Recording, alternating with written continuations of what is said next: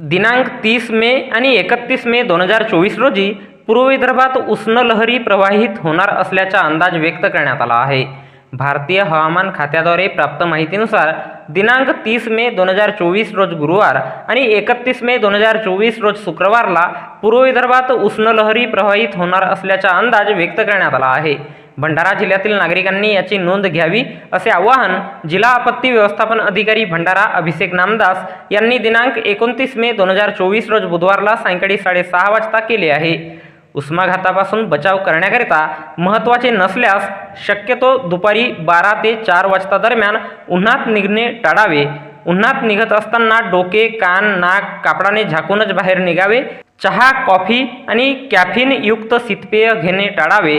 मुबलक प्रमाणात पाणी प्यावे। प्रकृती अस्वस्थ वाटल्यास तात्काळ वैद्यकीय सल्ला घ्यावा।